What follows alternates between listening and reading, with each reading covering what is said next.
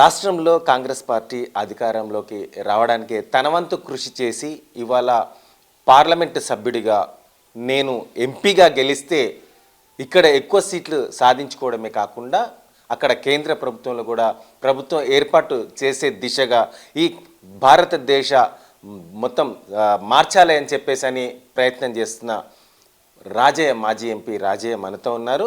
తనని అందరు కూడా బాపు అంటే వెంటనే బిడ్డ అని పలకరించే బాపుతో మనం మాట్లాడే ప్రయత్నం చేద్దాం. నమస్తే బాబు. నమస్కారం. బాపు, ఏంటి పరిస్థితి? గత ఎన్నికల్లో మీరు చేసిన కృషి, చాలా ప్రాంతాల్లో కూడా మీరు పర్యటించి తమదైన శైలిలో మీరు ప్రచారం చేయడం జరిగింది. ఇవాళ ఎంపీ సీటు కోసం మీరు ప్రయత్నం చేస్తున్నట్టుగా తెలిసింది. మరి మీకు ఎలాంటి అవకాశాలు ఉన్నాయి? గత ఎన్నికల లోపల మీరు చేసిన ప్రచారంలో ఎలాంటి మీకు ఆదరణ కలిగింది? కాంగ్రెస్ పార్టీని పెద్ద ఎత్తున దీవించినటువంటి తెలంగాణ ప్రాంత ప్రజానీకానికి మొట్టమొదట నా యొక్క కృతజ్ఞతలు, అభినందనలు తెలియజేస్తూ ఉన్నాను.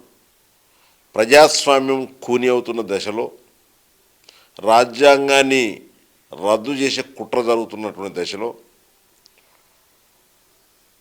ఈడీ, పీడీ కేసులు పెట్టి, ఇన్కమ్ ట్యాక్స్ కేసులు పెట్టి భయభ్రాంతులను చేస్తున్నటువంటి స్థితిలో ఈ ప్రజాస్వామ్యాన్ని పరిరక్షించుకోవాలనేటువంటి ఉద్దేశం చొప్పున మా నేత రాహుల్ గాంధీ గారు ప్రజాస్వామ్యానికి పట్టెదారైనటువంటి కాంగ్రెస్ పార్టీ, దానికి వారసుడైనటువంటి రాహుల్ గాంధీ గారు భారత్ జోడో యాత్ర చేపట్టి ఈ దేశాన్ని సమగ్రంగా ఉంచాలి అనేటువంటి ఆశయంతో, అంతేకాకుండా నఫరత్ చోడో భారత్ జోడో అనేటువంటి రెండు నినాదాలు తీసుకొని ఈ దేశంలో కన్యాకుమారి నుంచి కాశ్మీర్ దాకా పర్యటన చేసిన స్ఫూర్తిని మనం గమనించాల్సిన అవసరం ఉంది అనేటువంటి మాట ఈ సందర్భంగా తెలియజేస్తాము.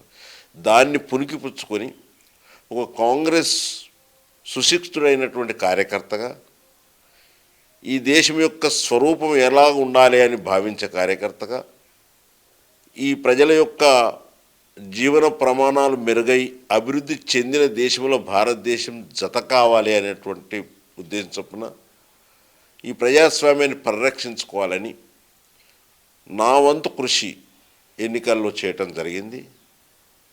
నాకు టికెట్ ఆశించాను వర్ధనపేట. ఆశించుట్లో తప్పు లేదని నేను భావిస్తూ ఉన్నాను. అనేక మంది యోగ్యులైనటువంటి కార్యకర్తలు కాంగ్రెస్ పార్టీలో ఉన్నారు. ఆశించిన తర్వాత పార్టీ ఒక నిర్ణయం తీసుకుంటుంది. అనేక పారామీటర్స్ను, సామాజిక సమతుల్యతను, ప్రాంతాల సమతుల్యతను చూసుకొని ఒక నిర్ణయం తీసుకున్న తర్వాత ఒక కార్యకర్తగా, సుశిక్షితుడైనటువంటి కార్యకర్తగా పార్టీ నిర్ణయమే నా శిరోధార్యమని భావించి మరుసటి దినం నుంచే నా ప్రచార కార్యక్రమాన్ని మొదలుపెట్టడం జరిగింది. అందులో భాగంగా నా పార్లమెంట్ సెగ్మెంట్లో ఉన్నటువంటి 7 నియోజకవర్గాలతో పాటు మా మిత్రుడు పొన్నం ప్రభాకర్ పోటీ చేస్తున్నటువంటి హుస్నాబాద్ నియోజకవర్గం, అంతేకాకుండా మరి మన హుజూరాబాద్ నియోజకవర్గం, మంతిని, చెన్నూరు, మంచిర్యాల్, బెల్లంపల్లి, రామగుండం, పెద్దపల్లి, మానకొండూరు, మా ఇప్పుడు ఉన్నటువంటి ఉప ముఖ్యమంత్రి కాన్స్టిట్యున్సీ అయినటువంటి మధిరకు కూడా నేను వెళ్ళటం జరిగింది. నా వంతు కృషి అందించడం జరిగింది. దీనికి నీకేమైనా ఆర్డర్ వేసేదా పీసీసీ అని మీరు అడగొచ్చు. నాకేమో ఆర్డర్ వేయలేదు. నేనే స్వయం ప్రేరితున్నై నా యొక్క భావాలను ప్రజలకు అందించడానికి ప్రయత్నం చేయాలనేటువంటి భావంతో వెళ్ళటం జరిగింది. దానికి ప్రత్యేకంగా నాకు రేవంత్ రెడ్డి గారు మాకు ఆదేశాలు ఇవ్వటం, పాలకుర్తిలో కొద్ది కాన్సన్ట్రేషన్ ఎక్కువ చేయటం అని చెప్పటం మూలాన పాలకుర్తికి ఎక్కువ సమయం కూడా ఇవ్వటం జరిగింది అనేటువంటి మాట ఈ సందర్భంగా తెలియజేస్తున్నాను. ఏది ఏమైనప్పటికీ కూడా పార్టీ విధానపరమైనటువంటి నిర్ణయాలను, మేమిచ్చిన గ్యారంటీలను, పార్టీ పూర్వ వైభవం, పార్టీ ఈ దేశానికి స్వాతంత్రం తీసుకొచ్చిన కాంగ్రెస్ పార్టీ, ఈ రాష్ట్రాన్ని, తెలంగాణ రాష్ట్రాన్ని ఏర్పాటు చేసినటువంటి కాంగ్రెస్ పార్టీ ప్రజాస్వామ్యయుతంగా పరిపాలన అందించి జీవన ప్రమాణాలను మెరుగుపరిచి గరీబ్ హఠావో నినాదాన్ని తీసుకొని జాతీయకరణ చేసి మరి అనేక కార్యక్రమాలు, ఈరోజు తిండి గింజలు కరువైనటువంటి ఈ ప్రాంతంలో, ఈ దేశంలో తిండి లేక బెంగాల్ ఫెమైన్ ఈ సందర్భం గుర్తు చేస్తూ ఉన్నాను. అనేక మంది అనేక విషయాలు మాట్లాడతారు, కానీ బెంగాల్ ఫెమైన్ వచ్చినప్పుడు 44-47 మధ్యలో అనేక మంది క్షుద్బాధతో ఆకలికి ఆకులు, గడ్డలు, కాయలు కూడా దొరకక రేగడి బురద నాకి ఒర్రి చనిపోయినటువంటి పరిస్థితిలో ఈ దేశానికి స్వతంత్రం వస్తే ఈ దేశాన్ని కాపాడాలి. ఉపఖండవంత దేశము, భిన్న ప్రాంతాలు, భిన్న మతాలు, విభిన్న సంస్కృతులు, విభిన్న ఆచారాలు, విభిన్న భాషలు ఉన్నటువంటి దేశాన్ని సమగ్రంగా ఉంచాలనేటువంటి ఉద్దేశం చొప్పున నెహ్రూ గారు ఈ దేశానికి జై జవాన్ జై కిసాన్ అనే ఒక నినాదం తీసుకొని, హరిత విప్లవం అనే ఒక నినాదం తీసుకొని, క్షీర విప్లవం అనే నినాదం తీసుకొని ఈ దేశానికి తిండి గింజలు అందించాలంటే, ఈ దేశాన్ని క్షుద్బాధను తీర్చాలంటే పెద్ద పెద్ద ప్రాజెక్టులు కట్టించి బాక్రానంగల్, హీరాకూడ్, నాగార్జున సాగర్, పోచంపాడు లాంటి ప్రాజెక్టులు కట్టించి ఈ జాతికి అందించిన ఘనత కాంగ్రెస్ పార్టీది. తద్వారా ఈరోజు అనేక మంది అప్పుడు తిండి గింజలు కరువు లేని పరిస్థితికి తీసుకొచ్చినటువంటి పరిస్థితి. దానికి అనేక శాస్త్రీయ పరిణామాలను, శాస్త్రీయ కోణాలను ఆవిష్కరించి ఇతర దేశంలో ఉన్నటువంటి శాస్త్ర పరిజ్ఞానాన్ని మన దేశానికి తీసుకువచ్చి, హైబ్రిడ్ వంగడాలను తీసుకొచ్చి, నూతన వ్యవసాయ విధానాన్ని తీసుకొచ్చి ఈ దేశంను రక్షించినటువంటి కాంగ్రెస్ పార్టీ. ఈరోజు కాంగ్రెస్ పార్టీ ఏం చేసిందని చాలామంది కుహన మేధావులు మాట్లాడుతూ ఉంటారు. అరే, పార్టీ తిండి గింజలు లేని పరిస్థితి నుంచి ఇలా సమృద్ధికి తీసుకువచ్చినట్టు పార్టీ. దానికి అనేక ప్రయోగాలు, ప్రయత్నాలు చేసి ఒక అఖండిత దీక్షతోటి ఈ దేశాన్ని ప్రజాస్వామ్యబద్ధంగా పరిపాలన చేసిన పార్టీ. ఇంకొక మాట కూడా ఈ సందర్భంగా చెప్తాను, ఎంతో బ్యూటిఫుల్ ప్రజాస్వామ్యం అంటే మన దేశము. మన దేశంతో స్వతంత్రించిన దేశాలలో అనేక దేశాలలో మిలిటరీ రూల్ వచ్చింది, కానీ నా దేశంలో అలాంటిది రాలేదు. కేవలం ప్రజాస్వామ్యంలో ఉన్నటువంటి బలం, రాజ్యాంగంలో ఉన్నటువంటి బలం. అందులో డాక్టర్ బిఆర్ అంబేద్కర్ గారు ఆ రోజుల్లో 565 మంది రాజులు ఈ దేశంలో 1000 మంది పైన ఉన్నటువంటి సంస్థానాధీశులను ఒప్పించి మెప్పించి, లేనివానికి ఒకటే ఓటిచ్చి, ఉన్నవానికి ఒకటే ఓటిచ్చి, చదువు రాని వానికి ఒకటే ఓటిచ్చి, చదువు వచ్చిన వాళ్ళకు ఒకటే ఓటిచ్చినటువంటి గొప్ప రాజ్యాంగాన్ని ఆవిష్కరించిన ఘనత డాక్టర్ బిఆర్ అంబేద్కర్ది. దాన్ని ప్రోత్సహించి రాయించిన ఘనత కాంగ్రెస్ పార్టీది అనేటువంటి మాట ఈ సందర్భంగా తెలియజేస్తాను. ఈ సందర్భంగా ఇంకో మాట కూడా చెప్తాను. స్వతంత్రం రాక పూర్వం ఒక్కరోజు ముందు కూడా వాక్ స్వాతంత్రం, వాక్ స్వేచ్ఛ లేని రోజుల్లో, అంటే ఏ డిమాండ్ లేకపోయినా, ప్రజల నుంచి ఏ ఒత్తిడి లేకపోయినా ప్రజాస్వామ్యాన్ని రాపించిన పార్టీ కాంగ్రెస్ పార్టీ. అంత బ్రహ్మాండమైనటువంటి పార్టీ. ఆ పార్టీలో ఉండటం, దాన్ని జీవింపజేయటం, దాన్ని పునర్వైభవం తీసుకొచ్చినందుకు ప్రజలకు అందరికీ మరొకసారి మనస్ఫూర్తిగా విజ్ఞప్తి చేస్తూ, రానున్న కాలంలో కాంగ్రెస్ పార్టీ ఇచ్చిన హామీలు నెరవేరుస్తుంది. 2 పాయింట్స్ ఇక్కడ మనం చెప్పవలసిన అవసరం ఉంది. కాంగ్రెస్ పార్టీ ప్రజల కొరకు ఏర్పడ్డ పార్టీ, దాన్నే కాంగ్రెస్ అంటారు. కాంగ్రెస్ అంటే ప్రజల సమూహంతో ఏర్పాటైనటువంటి పార్టీ, ప్రజల క్షేమం కోసం ఏర్పాటైన పార్టీ. పార్టీ కోసం పార్టీ నిర్మాణం జరగలే. అదే వేరే టీఆర్ఎస్ పార్టీ కానీ, బీజేపీ పార్టీ కానీ అనేక రకాలుగా పార్టీ కోసం ప్రయత్నం చేస్తుంది, కానీ ప్రజల కోసం పనిచేయటం లేదు. కానీ కాంగ్రెస్ పార్టీ ప్రజల కోసం పనిచేస్తుంది. దీనికి ఉదాహరణ చెప్తా అంటే, ఏదన్నా హామీ ఇస్తే, ప్రజలకు ఏదైనా మాట ఇస్తే, ఎందుకంటే వీళ్ళు ఒక కుటుంబం, భారతదేశం అంతా కుటుంబంగా భావించి నడిపించేటువంటి పార్టీ కాంగ్రెస్ పార్టీ. కాబట్టి మాట ఇస్తే మాటను అమలు చేసి తీరుతుంది. వేరే టీఆర్ఎస్ పార్టీ మాటలను తుంగలు దొక్కుతుంది. బీజేపీ పార్టీ అయితే ఇంకా అన్యాయం. 15 లక్షల రూపాయలు జన్ధన్ ఖాతా కోలో దాల్దేంగి అని అన్ని ఇప్పటిదాకా దాని ముఖం చూపించలేదు. ప్రజలకు మోసం చేయకూడదు. ఎస్, పరిమితులు ఉన్నాయి, అది అంగీకరిస్తాం. ప్రజలకు పరిమితుల గురించి చెప్తాం, వీలైన కాడికి చేస్తామని చెప్పి చేసి చూపించాలి. కానీ ప్రజాస్వామ్యాన్ని కూని చేసి వాగ్దానాలు వేరు, ఓట్ల కోసం నోట్లు వంచి ఓట్లు వేయించుకొని మోసం చేయటం అనేది ఇది ప్రజాస్వామ్యానికి విరుద్ధము అనేటువంటి మాట ఈ సందర్భంగా గుర్తు చేస్తూ ఉన్నాను. ఈ దేశ ప్రధాని ప్రజాస్వామ్యాన్ని పరిరక్షించే మొట్టమొదటి బాధ్యత దేశ ప్రధానికి. ఈ దేశం పరిపాలన చేస్తున్నటువంటి బీజేపీ పార్టీది. వాళ్ళే గుడ్ల పలించి చూస్తే, అంటే ఉదాహరణ ఈరోజు చెప్తాను, హుజురాబాదులో ఎన్నిక జరిగితే, మునుగోడులో ఎన్నిక జరిగితే 5,000, 6,000 రూపాయలు పంచి ఓట్లు కొనుగోలు చేస్తూ ఉంటే ఎలక్షన్ కమిషన్ కన్ను మూసుకున్నదా, ప్రభుత్వం కన్ను మూసుకున్నదా, చెవులకు వినబడతలేదా? అంబేద్కర్ బొమ్మ ఉంటే, స్టాచ్యూ ఉంటే బట్టలు చుడతారు, గాంధీ స్టాచ్యూ ఉంటే ఊళ్ళలో బట్టలు చుడతారు ఎలక్షన్ నియమావళిని పరిరక్షించడానికి. కానీ 5,000 రూపాయలు చూపిస్తూ ఉంటే, 6,000 రూపాయలు కట్టలు చూపిస్తూ ఉంటే, ముట్టలేదని ధర్నాలు చేస్తూ ఉంటే ఎలక్షన్ కౌంటర్మైండ్ చేయవచ్చు కదా, ఎలక్షన్ పోస్ట్పోన్ చేయవచ్చు కదా. చేయకుండా ఉన్నది ఏ దేశము, ఏ పార్టీ అంటే బీజేపీ పార్టీ.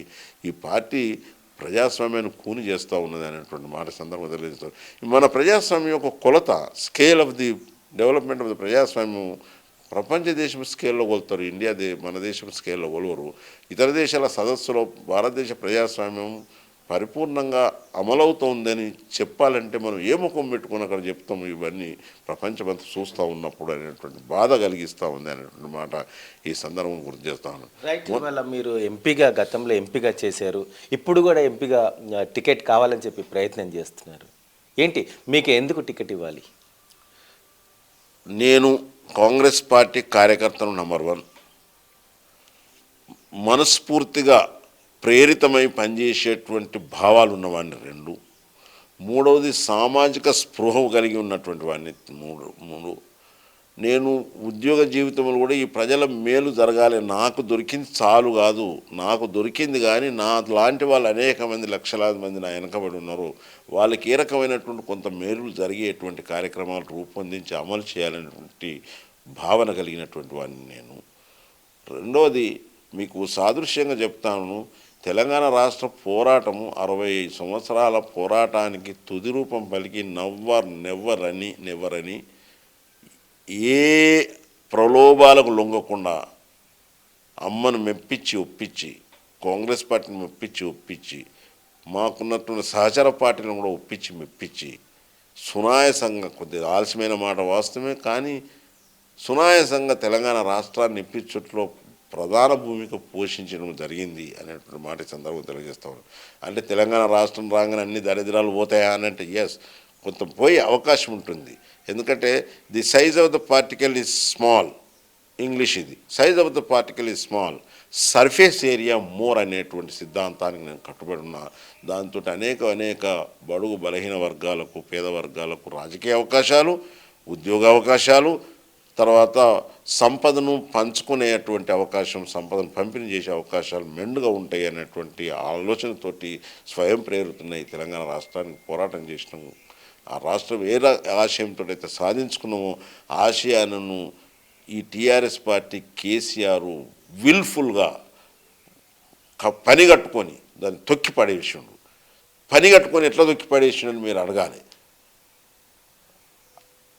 తెలంగాణ ద్రోహులను ఆత్మాభిమానము అని అన్నప్పుడు తెలంగాణ రాష్ట్రము రావాలి, ఎందుకంటే ఆంధ్ర ప్రాంత నాయకులు మనం తొక్కేస్తున్నారు అనుకున్న పరిస్థితిలో ఎవరైతే తెలంగాణ ద్రోహులు ఉన్నారో వాళ్ళని తీసుకుపోయి మంత్రులు చేసిండు. అంటే మా ఆత్మ అభిమానాన్ని గుడ్డలతో నరికి పారేసిండు. 2, నిధులు నీళ్లు నియామకాలు అన్నము. నిధుల గురించి అయితే ఇప్పుడు దరిదాపుగా 6 లక్షల కోట్లు అప్పులు, ఇంకా దానికి మించే ఉన్నాయి అంటున్నారు, లెక్కలు తీస్తున్నారు మా వాళ్ళు, 9 లక్షల కోట్ల దాకా ఉన్నాయని చెప్తున్నారు నిధులు.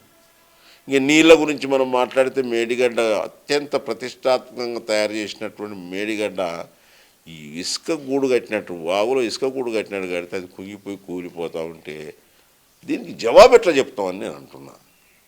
సరాసరి అన్యాయం చేస్తా ఉన్నాను. నిట్ట నిర్మూల రాష్ట్రాన్ని ముంచి పారేసిండు. దేని కొరకు, ఒక జారిన కడుపు కొరకు ఇంత మోసం చేయవలసిన అవసరం ఉందా? ఈ ప్రజల్ని ఇంత అప్పుల ఊబిలో నెట్టవలసిన అవసరం ఉందా అనేది 3వది. ఇక నియామకాలు మీకు ఎరికే, నియామకాలు అసలే చేయడు. ఎందుకు చేయడు అంటానికి నేను సాదృశ్యంగా చెప్తా బిడ్డ, ఏదైనా కానీ నేను ఆధారం లేకుండా మాట్లాడను.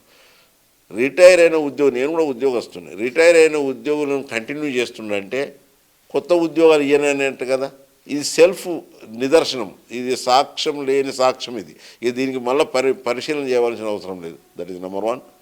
నెంబర్ 2, పరీక్షలు నిర్వహించడు, ఒత్తిడి చేస్తే పరీక్ష ప్రకటన ఇస్తాడు, ప్రకటన ఇచ్చిన లోపభూయిష్టమైన ప్రకటన ఇస్తాడు.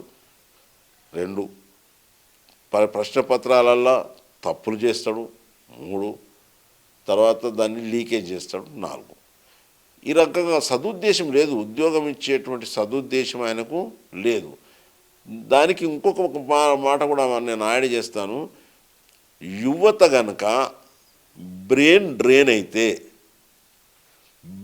డ్రై అయితే ఈ దేశము రానున్న కాలంలో జ్ఞానుల కొరత ఏర్పడుతుందని నేను అంటున్నా, శక్తి కొరత ఏర్పడుతుందని నేను అంటున్నా, విచక్షణ జ్ఞానం పోతుందని నేను అంటున్నా.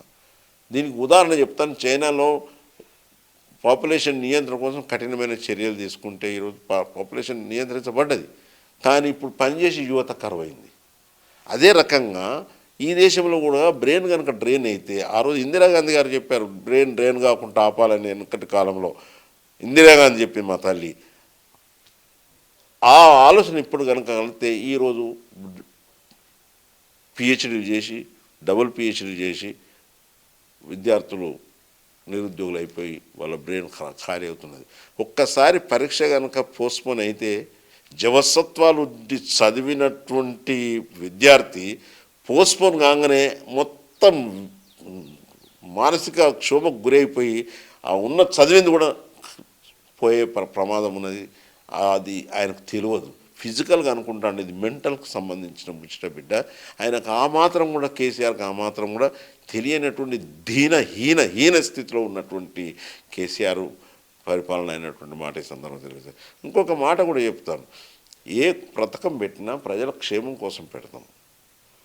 రైతు బంధు పెట్టినా, దళిత బంధు పెట్టినా, ఇంకేదో బంధు పెట్టినా, ఈ బంధు వలన పూరెస్ట్ నుంచి పూర్ సెలక్షన్ జరగాలి. ఈ శాసనసభ వ్యవస్థ అంటే శాసన వ్యవస్థ శాసనాలు చేసి అప్పచెప్తే కార్యనిర్వాహక వ్యవస్థ అని ఉంది, అది దాన్ని అమలు చేస్తుంది గ్రామసభ పెట్టి. గ్రామసభ లేకుండా ఎమ్మెల్యేకి ఇచ్చినామంటే దీనికి ఎట్లా జవాబు చెప్తావు రేపు అంటున్నా. ఎమ్మెల్యేకి చెప్తే ఎమ్మెల్యే కార్యకర్త తప్ప వేరేళ్ళకి ఇయ్యడు కదా, ఇసుకల రాళ్ళేరుకున్నట్టే కదా. అలా నాణ్యత ఉండదు.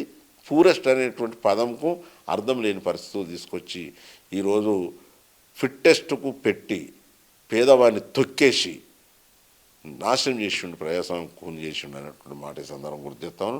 ఇదే రకంగా కేంద్రం కూడా నువ్వు ఒక్కడి తింటే 10 తిన్నట్టున్నాడు అని మేము మోదీ గారు కూడా మొన్న కొత్తగా నూతనంగా పార్లమెంట్ భవనంను ప్రారంభ దినం నాడు మన ప్రియంబుల్ ఏది భారతదేశం యొక్క రాజ్యాంగం యొక్క ప్రియల్ we the people of India sovereignly unanimously declare that India is sovereign, socialistic, secular, democratic republic. ఇలా 2 పదాలు బీకేసిండు. సోషలిస్టిక్ అండ్ సెక్యులర్ అని 2 పదాలు బీకేసి పార్లమెంట్లో పత్రాలు పంచితే, కాగితాలు పంచుతూ ఉంటే, ఈ దేశమంతా చూస్తూ ఉంటే, ఈ ప్రజాస్వామ్యం ఈ రకంగా కూని అవుతూ ఉంటే మనం కళ్ళపల్లి చూడవలసిన అవసరం లేదు. ప్రజలకు, విజ్ఞులకు, విద్యార్థులకు, ఉద్యోగులకు అందరికీ నేను విజ్ఞప్తి చేస్తూ ఉన్నాను. ఇది సరాసరి దేశంలో ప్రజాస్వామ్యాన్ని కూని చేసేటువంటి కుట్ర జరుగుతూ ఉంది. ఆయన గమనించవలసిన అవసరం ఉంది. దీన్ని నిరోధించవలసిన బాధ్యత ప్రజలందరి మీద ఉంది అన్నటువంటి మాట ఈ సందర్భంగా గుర్తు చేస్తూ ఉన్నాను. గాంధీ ఎవరు? జాతిపిత గాంధీ. రక్తపాతం లేకుండా అహింస, సహాయ నిరాకరణ, సత్యాగ్రహం అనే 3 ఆయుధాలు పట్టుకుంటే, 4 ఆయుధాలు పట్టుకుంటే ఫిరంగులు, కుట్రలు, కుతంత్రాలు, జ్ఞానము అంత పారిపోయి తీసుకొచ్చి ఆంగ్లేయులను బయటకు పంపించి ఈ దేశానికి స్వతంత్రం తీసుకొస్తే గాంధీని తూలనాడుతూ ఉన్నాడు. గాడ్సేనేమో దేశభక్తుడు అంటూ ఉన్నాడు. ఇది ప్రజలందరూ మనం విని సహించుడు ఎట్లా అంటున్నా, వినుడు ఎట్లా, వింటే సహించుడు ఎట్లా అనేటువంటి మాట ఈ సందర్భం గుర్తు చేస్తూ ఉన్నాను. రైట్. ఇవాళ మీకు పార్టీ టికెట్ ఇస్తుందనే నమ్మకం మీరు వ్యక్తం చేస్తున్నారు. మీకు ఇస్తుందా? మీకు అవకాశాలు ఉన్నాయా? ఇస్తే గెలిచే అవకాశాలు ఉన్నాయా? బాపు ఇస్తే టికెట్ ఇస్తుందని నాకు 99.999% నాకు విశ్వాసం ఉంది. నా యొక్క టాలెంట్ను, నా యొక్క సామర్థ్యాన్ని, నా యొక్క అంకిత భావాన్ని, నా యొక్క కాంగ్రెస్ పార్టీలో నేను చేరిన తర్వాత తీసుకున్నటువంటి అనేక చర్యలను గుర్తుపెట్టుకుని నాకు టికెట్ ఇస్తుందని భావిస్తున్నాను. టికెట్ ఇస్తుంది తప్పకుండా. ఇచ్చిన తర్వాత గెలుపు సునాయాసం నాకు. ఎందుకనంటే మీరు చూస్తారు, మీరు సర్వే అని చేసుకొని లేకుంటే ప్రజలను అడిగి తెలుసుకోండి. బాపు ఎంపీ అయినట్టే అని ఇప్పుడు కోకొల్లల ప్రజానీకం నాకు ఫోన్లు చేస్తాను. ప్రజల్లో చర్చ వేగవంతంగా జరుగుతుంది, బాగా స్ఫూర్తిదాయకంగా జరుగుతూ ఉంది. దాంతో ఎంపీ అయితే అవుతాను. అయిన తర్వాత ఈ రాష్ట్రానికి కావలసినటువంటి నిధులను తెప్పించుట్లో ఢిల్లీ నుంచి, అప్పుడంతే తెలంగాణ ఉద్యమానికే టైం ఎంత పోయింది. ఇప్పుడు నా యొక్క జ్ఞానాన్ని, నా యొక్క అనుభవాన్ని రంగరించి కేంద్ర ప్రభుత్వంలో ఏవైతే పథకాలను పెడతారో ఆ పథకాలను నా రాష్ట్రానికి అనుకూలమైనటువంటి వాటిని ఎంచుకొని వాటిని రాష్ట్రం ద్వారా ప్రతిపాదనలు పంపింపజేసి ముఖ్యమంత్రి గారితో మంత్రులతో మాట్లాడి ఆ ప్రపోజల్ను మంజూరు చేయించి ఢిల్లీలో పార్లమెంట్లో వాటి తీసుకొచ్చే ప్రయత్నం తప్పకుండా చేయడం జరుగుతుంది. అంతేకాకుండా మా రాష్ట్రం ఇప్పుడు లోటు బడ్జెట్లో ఉంటుంది, అప్పుల బడ్జెట్లో ఉన్నది. వీటికి అదనమైనటువంటి నిధులు ఏ ఏ రంగాల్లో ఏ రకంగా తీసుకురావచ్చు, దానికి ఏ ఏ అర్హతలు సంపాదించాలి, అర్హతలను సంపాదించి నిధులను తెచ్చే ప్రయత్నం చేస్తే తప్ప ఉట్టిగా పోయి చేతులు జోడించి మాకు డబ్బులు ఇవ్వమని మేము ఎప్పుడు అడగం. మా కాంగ్రెస్ పార్టీ విధానం కాదు. మేము ఏ రంగంలో మేము వెనుకబడి ఉన్నాము, ఏ రంగంలో అప్పులు చేసి ఉన్నాము, అప్పులను తీర్చడానికి ఏ రంగంలో మనం తీసుకురావచ్చు, ఏ అంశాలను తీసుకురావచ్చు, తీసుకొచ్చడానికి కావాల్సిన అర్హత సంపాదిస్తాం మేము. ఉదాహరణ మీకు ఇది సులువుగా అర్థం కావాలంటే, ఒకటి ఇప్పుడు కాళేశ్వరం కట్టిన స్టేట్ ప్రాజెక్ట్ అంటారు, సెంట్రల్ ప్రాజెక్ట్ కాదు. ప్రాణహిత చేవెళ్ళ అనేది నేషనల్ ప్రాజెక్ట్ అవుతూ ఉండే. అది నేషనల్ ప్రాజెక్ట్ అయితే 80% నిధులు కేంద్రం ఇస్తుంది, 20% మా రాష్ట్రం మీద భారం పడుతుంది. అది మేము సురువా 100కి 100 కాళేశ్వరం పిచ్చి ప్రాజెక్టు కట్టి నెత్తి మీద లక్షల కోట్ల రూపాయలు భారం పెట్టుడు ఇది సులువా అని ఆలోచన చేయాల్సిన అవసరం ఉండే. నీకు కావాల్సింది నీళ్లు. ఏ ప్రాజెక్ట్ అయితే కాంగ్రెస్ పార్టీ ప్రాజెక్టు పెట్టింది కాబట్టి దాన్ని పక్కకు వారేసి నేను సొంత ప్రాజెక్టు పెడతా అని రాష్ట్ర ప్రాజెక్టు చేసిండు. దాన్ని అన్యాయం, అక్రమం ఇది ప్రజలు గమనించాలని కోరుతున్నాను. దీని మీద చర్చ జరగాలని కోరుతున్నాను. సెంట్రల్ వాటర్ కమిషన్కు ప్రాణహిత చేవెళ్ళలో DPR 1 పంపించినాం, DPR 2 కూడా పంపించే దశలో ఎన్నికలైనాయి. మేము అర్హత సంపాదించి నిధులు రాబడతాం. ఊరికే పోయి మాకు నిధులు ఇస్తలేరు అని చెప్పటం, ఊరికే పోయి మా కాళేశ్వరం నిధులు ఇస్తలేరు అని చెప్పటం, బదనాం చేయటం ఇది కరెక్ట్ కాదు. నువ్వు అసలు ఆ ప్రాజెక్టును సెంట్రల్ గవర్నమెంట్కి పంపించి వాళ్ళతో ఆమోదింపజేసి చేయవలసి ఉండే. చేసినావు, అది చేయలేదు. చేయక ప్రజలు ఎందుకు పంపి పెడుతున్నామని నేను అంటున్నా. అదే పరానికి చేవల్ల ఏదుంటే తప్పకుండా DPR 2 కనుక అప్రూవ్ ఏదుంటే 80% నిధులు వస్తుండే. ఇవాళ బ్రహ్మాండమైనటువంటి ప్రాజెక్టు నిలబడి ఉంటుండే. ఎందుకు నిలబడి ఉంటుందంటే కేంద్ర సాంకేతిక నైపుణ్యంతో ప్రాజెక్టులు కడితే కొంత మెరుగైనటువంటి ఫలితాలు ఉంటాయి. ఇలా నాగార్ సాగర్ కట్టి చూపించాం, పోచంపాడు కట్టి చూపించాం, బక్రనంగల్ హిరాకుడు కట్టి చూపించాం. ఇంత ఇంచు కూడా కదలలేదు. ఇవాళ నిన్న కట్టినటువంటి కాళేశ్వరం ప్రాజెక్టు నాశనం అయిపోతూ ఉంటే దీనికి నిజంగా జాతి ద్రోహం కింద, తెలంగాణ ద్రోహం కింద దీన్ని ట్రీట్ చేయవలసిన అవసరం ఉంది అన్నట్టు మాట మాట్లాడుతూ ఉన్నాను. ఇంత ద్రోహము ఈ జానెడు కడుపు కోసం ఎందుకు చేసినావు అంటున్నాను నేను. నీకు ఏమవసరం వచ్చింది ఆ రకంగా చేసుడు అనేటువంటి మాట ఈ సందర్భంగా తెలియజేస్తా ఉన్నాను. సెక్రటరియట్ను కూల్చి కట్టిన ఏదో అందమైన భవనాలు కడితే దేశ అభివృద్ధి జరుగుద్దా, అందమైన జీవనాన్ని ప్రజల అభివృద్ధి జరుగుద్దా అనేది మీమాంస. ఇది చర్చ జరగాల్సిన అవసరం ఉన్నది. భవనాలు కట్టుకోవడం కాదు, జీవన ప్రమాణాలు మెరుగుపరచాలి. ఎవరికి మాత్రం ఇల్లు కట్టుకోవాలని ఉండదు, ఇల్లు బ్రహ్మాండంగా కట్టుకోవాలని ఉంటుంది రైతులకు కూడా. కానీ మొదలు వ్యవసాయం బాగుపడాలి, బావి తవ్వుకోవాలి, బోర్ వేసుకోవాలి, నీళ్లు రావాలి, పంట పండాలి, తద్వారా మిగిలితే ఇల్లు కట్టుకోవాలని అంటారు అని తప్ప వేరే రకంగా అనరు. ఇల్లు కట్టినా పెళ్లి చేసినా అప్పు తీరదంటారు. ఎందుకు కట్టినట్టే సెక్రటరీ నేను దాన్ని వ్యతిరేకిస్తలేను. కానీ బడ్జెట్ భారాన్ని ప్రజల మీద మోపినవు కదా అంటున్నా.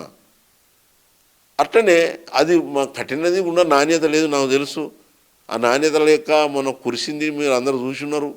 సెక్రటేరియట్ ఈవెన్ యాదాద్రి దేవుని మీద వ్యతిరేకత కాదు, అవసరం లేని కట్టడాలు కట్టి దాన్ని కూడా నీళ్లు కారుతూ ఉన్నాయి, కురుస్తూ ఉన్నటువంటి దీనస్థితి తీసుకుపోయినావు.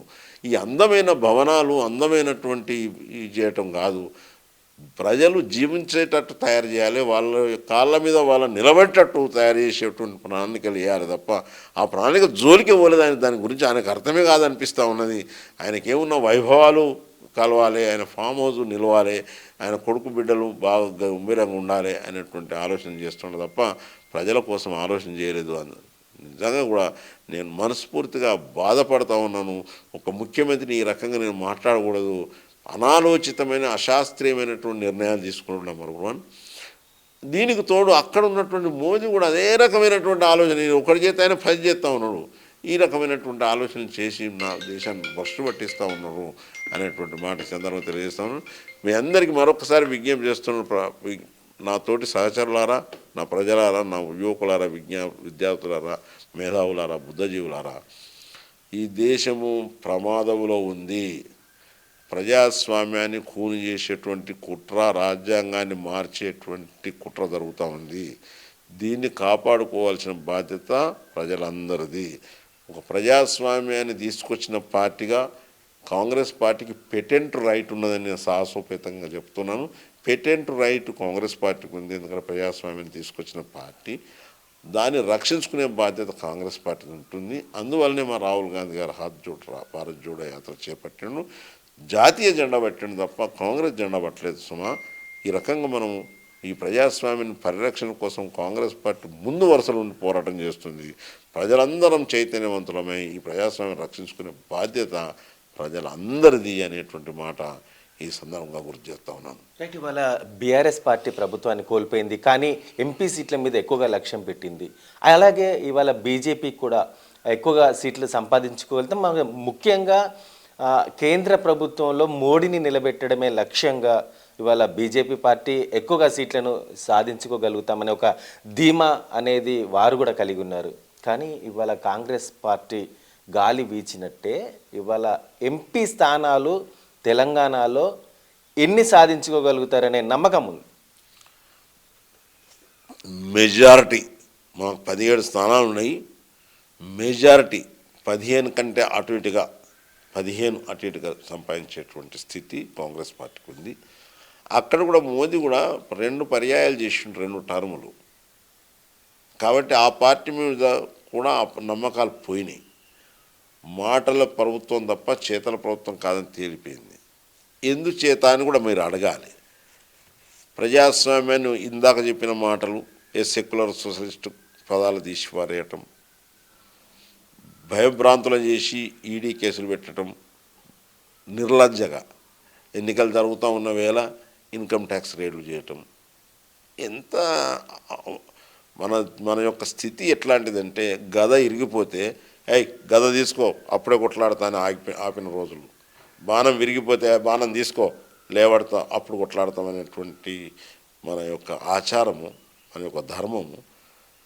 ఎన్నికల వేళ ఎన్నికలు అయినాక నువ్వు ఈడీ రేట్ చేసుకోవచ్చు, ఎన్నికలు అయినాక నువ్వు ఇన్కమ్ ట్యాక్స్ రేట్ చేసుకోవచ్చు.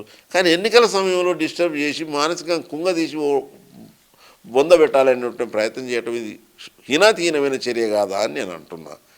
రెండవ మాట ఏం చెప్తున్నా అంటే, రైతుకు 3 నల్ల చట్టాలు తెచ్చిండు. అంటే కార్పొరేట్ వ్యవస్థకు వ్యవసాయాన్ని అప్పచెప్పేటువంటి కుట్ర జరిగింది. దానికి మా రైతు లోకం అంతా పాపం ఎండ వాన చలికి ఓర్చి ప్రాణాలు తెగించి ఆ చట్టాలను వాపజేసేటువంటి ప్రయత్నం చేసిండ్రు. వాపసులో విజయవంతమైనము. ఇంతమంది చెప్తూ ఉంటే ప్రజలు అంటే రైతులు, నీకు వ్యవసాయం తెలుసో లేదో, నీకు ఎద్దు తెలుసో లేదో, నీకు నాగలు తెలుసో లేదో నాకు తెలియదు మోదీ గారికి, కానీ రైతులు ఇది తప్పు అని చెప్తూ ఉంటే చెవులు వినబడాయి అంటున్నా. రైతులు ఆత్మహత్య చేసుకోవాల్సిన పరిస్థితి రావాలన్నా అంటున్నాడు. ప్రజాస్వామ్యంలో ఏమి జ్ఞానం లేదా, ఆలోచన లేదా, నీకు సైన్స్ లేదా, టెక్నాలజీ లేదా, ఆఫీసర్ లేరా, సపోర్ట్ చేసేవాళ్ళు లేరా, వాళ్ళతో ప్రశ్నించి జవాబు తీసుకోవాల్సిన పని లేదా? అది నిజంగా దుర్మార్గమైనటువంటి ఆలోచన. ఒక్కసారి తప్పురా అని చెప్తే వెంటనే సరిదిద్దుకోవాల్సిన అవసరం ఉంటుంది. ఎందుకంటే నెహ్రూకు మాట ఈసారి గుర్తు చేస్తా ఉన్నాను, వాజ్పేయి లాంటి లీడర్ అపోజిషన్లో ఉంటేనే నా వీపు నాకు గరబడుతుంది, ప్రజాస్వామ్యం పరిపక్వత చెందుద్ది అనేటువంటి మాట ఈరోజు గుర్తు చేసుకోవాల్సిన అవసరం ఉంది. ప్రజలు చెప్తా ఉన్నారు, రైతులు చెప్తా ఉన్నారు. రాజకీయ కోణం లేదు అందుట్లో. ఏదో కాంగ్రెస్ పార్టీ చేసిందనో ఇంకేదో సిపిఐ చేసిందనో సిపిఎం చేసిందని కాదు. రైతులు ఇబ్బంది పడుతూ ఉంటే, రైతు లోకం చెప్తూ ఉంటే, అరే ఇది జెన్యూన్ ఉన్నట్టున్నదని ఆలోచన చేయాల్సిన అవసరం ఉందా లేదా? నల్ల చట్టాలు తెత్తివి. ఉదాహరణ చెప్తే ఇక్కడ ఒక సందర్భం చెప్తా, గుర్తు ఉండాలి.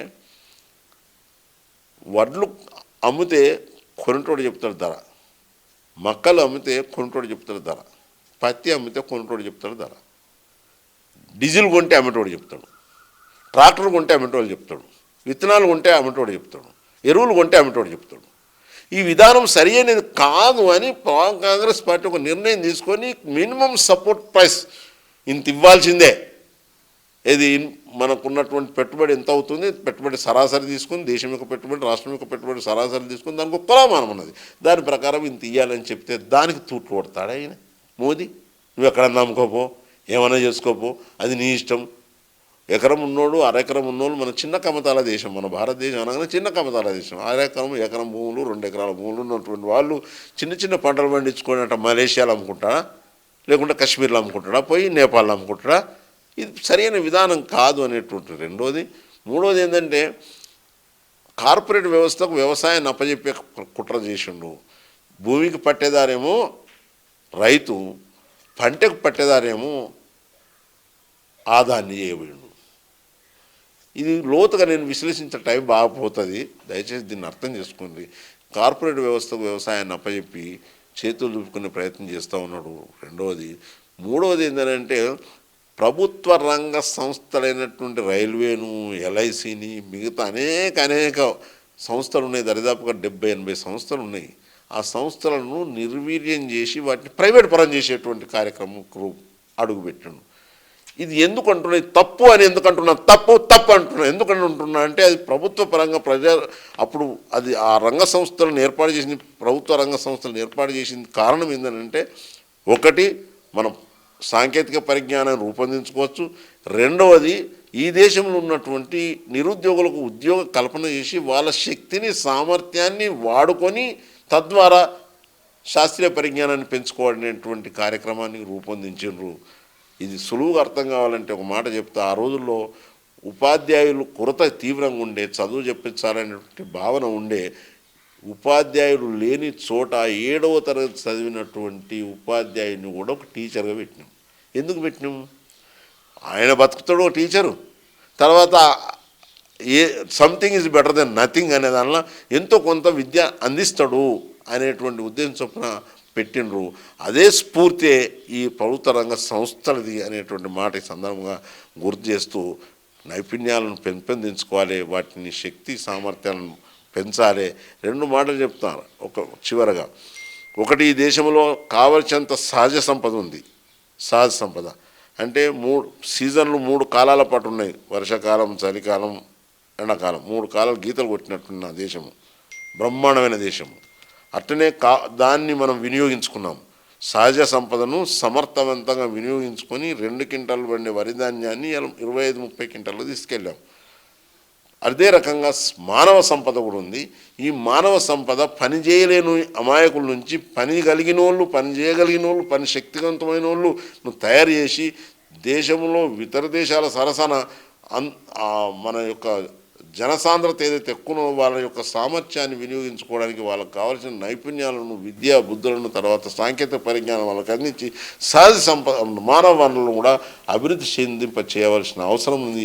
ఇవి రెండు కళ్ళు ఏ సమాజాన్ని అభివృద్ధి కోసమైనా కానీ, ఏ దేశ అభివృద్ధి కోసమైనా కానీ ఆ వాడుకోవడంలో, మానవ వనరులను వాడుకోవడంలో తీవ్రంగా ఘోరంగా బీజేపీ వైఫల్యం చెందింది. ఇక్కడ రాష్ట్రం కూడా వైఫల్యం చెందినటువంటి తెలియజేస్తా ఉన్నాను. రైట్, ఇవాళ చూస్తున్నాం ఏదైతే రాష్ట్రంలో బీఆర్ఎస్ పార్టీ, అక్కడ దేశంలో బీజేపీ పార్టీ ప్రజాస్వామ్యాన్ని కూని చేస్తున్న తరుణం లోపల ఈ కాంగ్రెస్ పార్టీ రాష్ట్రంలో ఈ ప్రభుత్వాన్ని ఏర్పాటు చేసిందని, అలాగే ఏదైతే హ్యాట్రిక్ కొడతా అని చెప్పి పోతున్న బీఆర్ఎస్ పార్టీకి ఇక్కడ ఎలాగా చెక్ పడిందో అక్కడ కూడా నరేంద్ర మోడీకి హ్యాట్రిక్ సాధించే అవకాశాలు లేవని, ఆయన పాలనను ప్రజలు గమనించారని, ఖచ్చితంగా కాంగ్రెస్ పార్టీ 15 సీట్లకు తగ్గకుండా రాష్ట్రంలో ఎంపీ సీట్లు సాధిస్తుందని, తనకే ఎంపీ టికెట్ ఇస్తారు, ఖచ్చితంగా నేను గెలిచినట్టే ఆల్రెడీ ప్రజలు కూడా ఆ మాట చర్చించుకుంటున్నారని ఒక ధీమా వ్యక్తం చేస్తున్నారు.